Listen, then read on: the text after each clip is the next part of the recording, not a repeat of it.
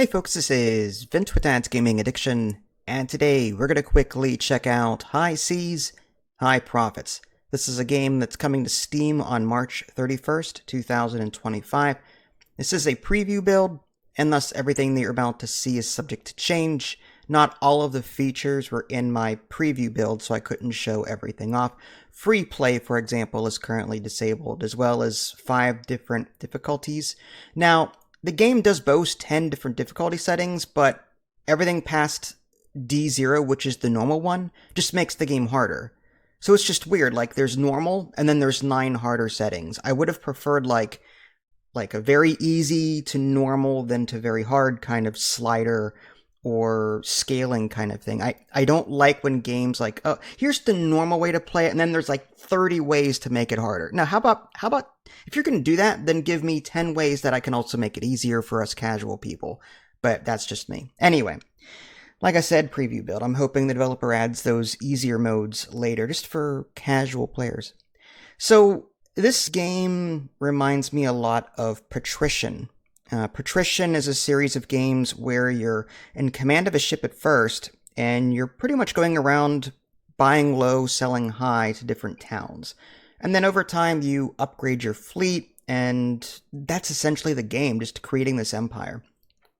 That is this game to a T, but with simpler graphics and just overall gameplay mechanics, as far as I can tell.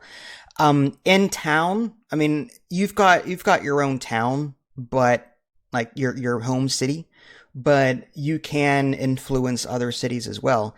And in a town, you'll be able to construct buildings, assuming you've got the resources there. So you have to trade resources to get the appropriate goods into your city so that you can build these manufacturing plants or whatever it is you're trying to make. You can make raw goods, you can make manufactured goods, and of course that's going to cost money and resources, so that's part of it. But in doing so, you're going to be earning quite a profit in doing that. And I like that there's quite a variety of different, commodities. There's cattle farms, weavers, salt works, vegetables. Like you can even improve existing ones. Now, it's weird when I'm comparing commodities in this game. I can see what's missing because the text clearly says missing on the town, but then it says bonus. And bonus is another way of this game saying that's what we're producing here. So I wish it would say, instead of bonus, I wish it would say production or producing. Just so it's just a weird text design choice that, what I'm producing here is called bonus.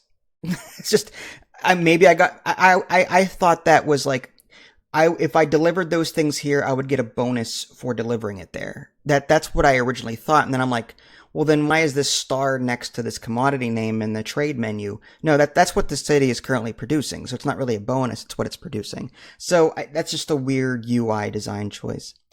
Like in Patrician, you'll be able to construct new ships. Of course, you'll need the money and the resources to do that. So, for example, if you don't have enough logs, you'll have to go out to a different city, buy them, bring them back to your home city, and that way deliver it and then build it. So, resources are a driving force in this game.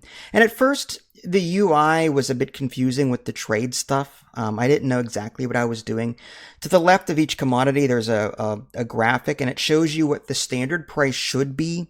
So look at that. So if ore, for example, is 75 coin normally, and the town is selling it for 95, 100, then don't buy it there. Look for cheaper goods than the normal average price.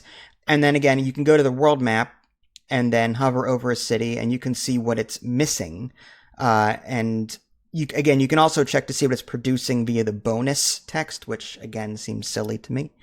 You can also create convoys in this game, and there's also an auto trade, but I never used it because I didn't like how limited it was. Like, it seemed like it was an all or nothing kind of auto trade. Like, it was either buy all or, like, I found it more efficient for me to, I found it more efficient for me to manually take my ships around and buy low, sell high. Unless I was just simply misreading the UI, but it didn't seem like I had the control to go, okay, if it's above the average price, don't buy it anymore. That kind of thing. I didn't see that, but then again, maybe I missed it. It's possible. It's just the UI wasn't very clear there. I was having a hard time understanding what was going on. And admittedly, I was still in the tutorial, but at the same time, the tutorial was like asking me to do things that would take me hours to do because it wanted me to construct a fleet, then it wanted me to construct a new manufacturing thing in my home city. And like, well, I need a lot of resources and money for that, so it's going to take a while, that kind of thing.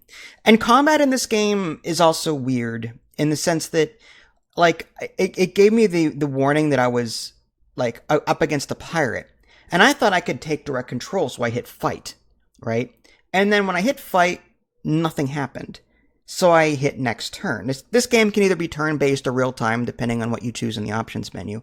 But I hit fight, and then I hit spacebar to advance the turn. Nothing happened. I'm like, so did I fight? What's going on? Why am I still sailing toward my home city for when the window was saying fight, retreat? So I don't know what was going on there. And then all of a sudden I got a notification saying I had lost the battle. So like I didn't even know I was fighting at that point. Like normally when you are in battle with a ship in another game, like you stop what you're doing and then you resolve it, then you continue on your way. Here I was still sailing toward home city. And like I had no idea I was actually fighting or how well I was doing or what my odds were to win this fight. So I had no frame of reference to make proper decisions or to even know what was going on.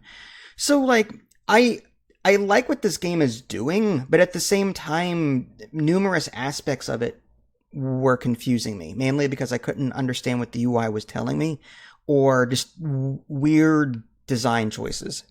That being said, like, I'm having fun just buying low, selling high, the whole economic side of this. Like, I play these games for the economic side of it. There are also quests that will pop up from time to time, like I had to deliver this guy all over the place, but I got a free ship out of it for doing it. I also had to deliver some salt from one town to another for this other lady, and I got decent reward for that. So, like, there's stuff to do here, and it'll keep you busy. It's just some aspects of it is confusing, and I think it will be confusing to the new player until they get used to how the game operates. Now, you can also upgrade your ships, you can repair your ships, and there's a bunch of other things that I'm not going to get to in this review video. But I recommend it, but I still think the developer has some work to do on certain aspects of it. Also, like I said, those difficulty settings, 1 normal and 9 harder. I'm sorry, but that's just, no. How about balancing that out with some easier settings too? Half wages, for example. That way I can make larger fleets without worrying about the pressure of making too much money to pay my fleet. But anyway, it's an interesting game. Don't get me wrong, and I do recommend it. So take a look at it. There is a demo, so try it before you buy it. This is Vince. Thanks for watching. I'll catch y'all next time. Take care.